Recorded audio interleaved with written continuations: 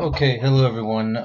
Today I want to do a frank and honest talk with you about CTLC and what you are going to be experiencing when you get to your school in Shenzhen and you're teaching English and you got this class of Chinese kids and it's huge and you maybe don't know what to do really and maybe all the training you just had, it was good, but all of a sudden it's not working and holy cow, what are you going to do? So I want to talk about this because I went through this myself for my whole first year. I didn't know what to do for a long time, and then my second year was a little better, but it was a completely different setting as well. I went from a primary school to a middle school, so it was a little different. I did a lot of the same things and it worked out good, but it's tough. You got 50 kids in a class. What are you gonna do when you got 50 kids in a class? Maybe if you're lucky, you got 40, or if you're real lucky, maybe you got 20 to 30.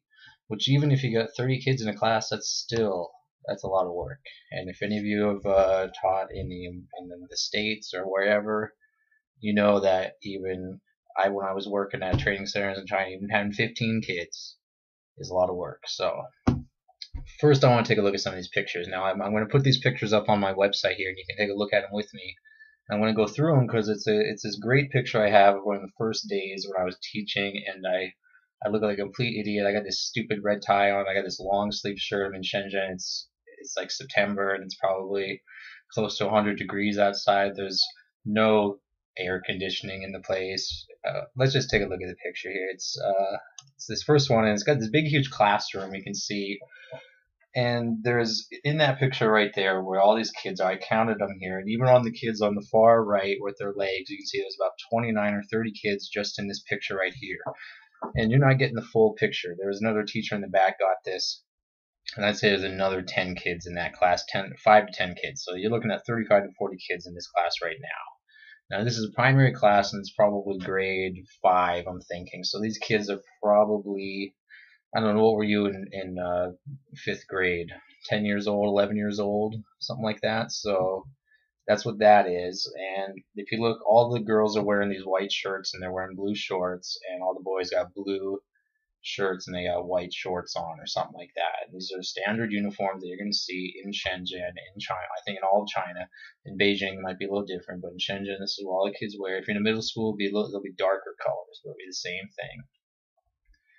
And you can see the kids got different shoes on and stuff, and everybody's got the little pencil case on their desk and everything else like that. And a lot of kids got their hand up in the air right now because I'm asking some kind of questions or doing something. Plus, there's another teacher in the room, so they're excited. It's one of my first days, and so everybody's really excited. It's a foreign teacher at the school. They didn't have one before.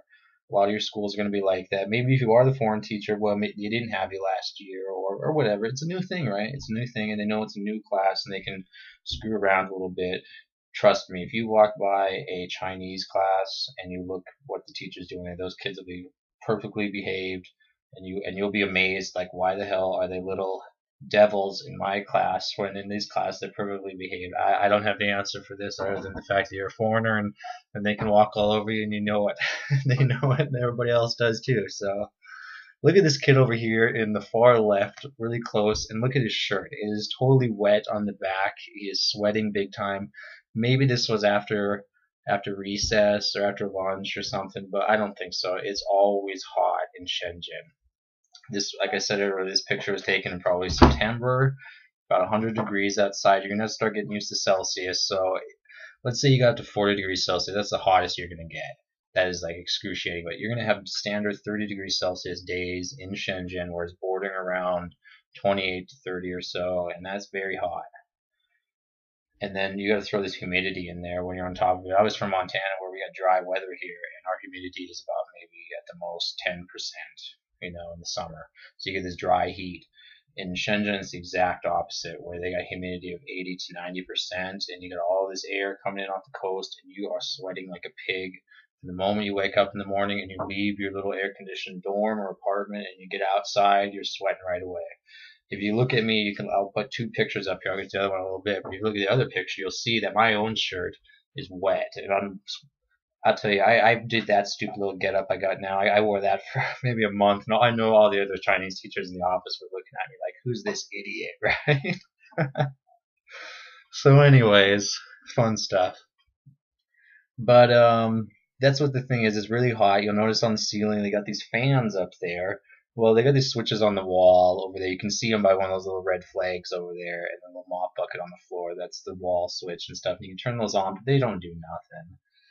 And they got those curtains closed right now, but those curtains will open up and those windows can open up. This was on probably the fifth or sixth floor of this primary school, so I had to walk up about 5 or 6 flights of stairs to get to this damn classroom, and I was hot by the time I got there too, and I was sweating big time.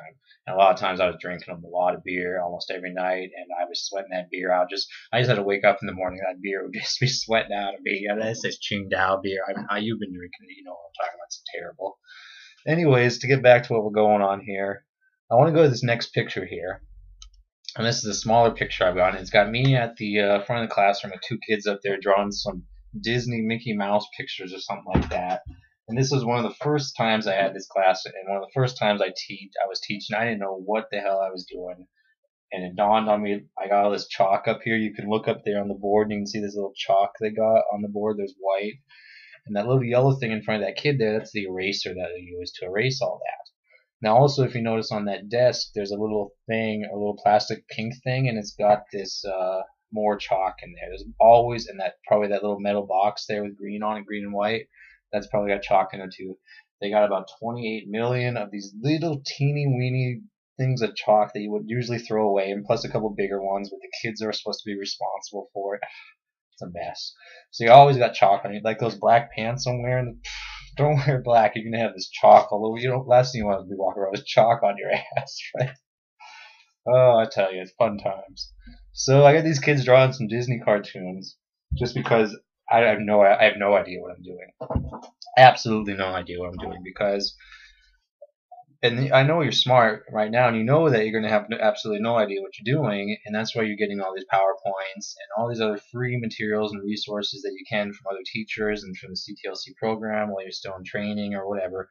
Today's August 13th here in Missoula, Montana, so it's August 14th over there for you guys. That means you got a couple weeks left before you get to your school or whatever and really get into it. I think school will start on September 1st for you guys, so you're looking at a week and a half, right? 2 weeks or so, 2.5 weeks, I don't know. But anyways, you get all that stuff, and you can get all that stuff like I did, but you're still going to be in this classroom like I am, having those kids draw Disney cartoons on the board because you have no idea what you're doing. Look at me sitting there smiling at them because I have no idea what I'm doing, and I'm so happy because finally something is working. What you don't see is the pictures of me walking around trying to talk to each kid and getting this. They didn't know any English at all, hardly. It was just, oh boy. I look back at that time and I wonder how the hell did I make it through? How did I make it through that year? I know I gotta drink every night. You know, you have to. You lose your sanity, I'll tell you. So I got these kids up there, and take it. What I wanted to show with this picture is what you're going to have in your classroom, what you're going to have to deal with when you are using technology, and what your limitations are, and what you can and can't do. Because you might have this really cool iPad game or something like that, but how's that going to help you in your CTL? Are you going to hold that up so those 50 kids are going to see that thing? They can't see it. And you can try to hook it up to that big, huge, what is that? It's some Chinese Panasonic brand thing. I don't even know what brand that is. TV monitor. You see that big, huge TV over there? That thing is hooked up to your computer. Now, a lot of you guys are going to have different classrooms, but all of your classrooms in China are going to be the same standard thing. This picture was 2008, okay? Maybe they have revolutionized classroom education in Shenzhen. But knowing China, I lived there for 5 years, and I was walking by a primary school right by where my apartment was until the day I moved out of China. And I don't think they have changed a lot since this picture was taken in 2008. Now, what I'm getting at is, I think you're going to have the same kind of general setup like this is here, and I want to explain it to you. And you got this wooden console, middle console thing here, and you can see that keyboard on there. I got a little bottle of water, got my sunglasses sitting on there. Maybe I'll put my teacher's stuff there, got a teacher's bag, whatever. That's your station, right? You can see my teacher's bag on the ground there by that kid's foot. It's kind of this black leather bag thing I had at the time. Now you see that mouse there, and you can also see that it looks like a little glass screen there on the desk. That is under that is where your computer is and where the actual computer monitor is. Now that hooks up over to this big, huge computer monitor so the rest of the class can see that, and that's what you have to work with. maybe you'll have an overhead thing, or maybe they've done some updates. Some schools will have a really good principal that would have put some money into this system and done some stuff, because it's all gets into the same kind of politics and bullshit you got back here in the States with how these headmasters are. That's what they call them, headmasters, and how they can wrangle funding from the Chinese Education Bureau to get updates and things like this. Of course, they've wrangled a lot of that funding to secure your pay, which, trust me, you're getting paid a lot more than your colleagues who are Chinese at those schools. So what I'm getting at is that you're going to have this big, huge TV monitor thing here that you can use with your computer. Your internet capabilities are going to be limited, and this can be a double-edged sword. And let me explain why. First, you might have internet in your classroom, and it might work perfectly, and you get used to it, but then you might have occasions where it goes out, or might walk in there one day and the kids say the internet doesn't work today. Holy hell, your whole classroom system and lesson plan system is based on having the internet, and now you're screwed that day. That's why you have to have backups and other things that don't rely on that. And the same goes for the whole computer system in general, because you could walk in the classroom one day and forget about internet, because you're in a classroom where you realized a long time ago the internet is patchy at best, and you're not going to worry about using it. I did that most of my whole first year after a while, because some classrooms are great. Classroom right next door to it didn't work at all. I don't know. China. You know what they got a saying? It's called Mei Banfa. Nothing can be done. Get used to it. Okay, so maybe you're in the case where you've just given up on entirely, but you know you can use the computer. Well, guess what? Walk in one day and the whole computer isn't working either, so now you got to do a whole lesson with nothing more than that stupid little blackboard you see there. Boy, that's a headache when that happens. But it does, and you get through the 50 minutes a day, and you go home and you feel like shooting yourself, but you don't. Get up and do it again. You thank God you're working for CTLC, so you at least got Wednesday and Friday afternoons. This is when you're going to start skipping Chinese class. Let's just not even beat around the bush, because when you got the prospect of losing your internet and losing your capability to use the computer, and you got to do 5 classes of this shit each day, oh boy, you're going to be going home and drinking, and you're also going to be taking Wednesday and Friday afternoon off so you can drink early or just go home and lay on bed and just try to forget it all. So, like I said, this is going to be a frank and honest talk, but I'm not trying to lie to you or anything here. I'm just trying to say what a lot of your situations, a lot of your days are going to be like. Now, what else is there to say about it? That's about it. Let's go back and look at the other picture and see if I can think of anything else.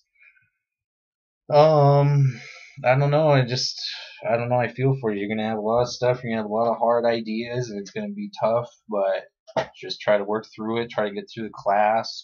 Just focus on games, because kids want to play games, and as long as they have some kind of English component, it's justified, and you get through it. You can use that. I mean, one of the best games I came up with was just drawing lines on the board. Each little line represents a letter that makes a word, and they have to guess. I just came up with that on the fly, and they liked it. So if they like it, you keep doing it. I mean, it is direct response. You know what works and what doesn't, because if they're totally quiet, that means it probably don't work at all. If they're totally loud and they're not paying attention at all, that don't work either. So you got to find this middle balance where they're at the edge of their seats, just can't wait to see what's going to happen next, and that's why you get paid the big bucks, right, to come up with that stuff. So that's why I don't teach ESL anymore, because I got tired of coming up with original ideas to entertain 50 people at a time and getting paid peanuts for it, and I'd much rather try to entertain a lot more people and get paid more for my effort. And that's what you'll run into when you're an ESL teacher if you decide to go more than a year, is that the amount of creation you have to do, the amount of intellectual property that you are creating on a daily basis, whether you are going out and you are taking things that you find on the internet and adapting them, or you're even just taking pictures and making a PowerPoint, or making a PowerPoint game, making some kind of worksheet in Microsoft Word, anything like that, you're always making something. The amount of stuff that you have to make, we call this lesson planning. That's quite a catch-all to call this huge process of what you're actually doing and the amount of work that goes into it, lesson planning. That's what they call it, and it is a lot of work, and it's going to drain you. And after you do that for a while, and you start to get some good ideas that work, and you're thinking, why? It's frustrating. Why are you getting paid so little when you're actually doing so much? And this is probably, I bet you there was people in ancient Greece and ancient Rome saying, why are teachers getting paid so damn little? I don't think this is a problem that's plagued mankind since ancient times. The Chinese have taken education more seriously than most people, and you will find your teacher, your fellow coworkers don't make nothing. Anyways, I think I've talked enough about this today, and hopefully it gives you some good ideas. I'd recommend watching this video with a good Qingdao beer. I should have said that before we started. How I'm having a Coca-Cola myself. But if you have any questions or anything else, please put them in the comments or send me an email, and we'll try to get you all set up and figured out and what you need to do. And let's just say I hope it works out for you in China. And I hope that the old CTLC program doesn't give you the runaround. You actually make it through your whole contract, and the kids don't drive you batty. So good luck.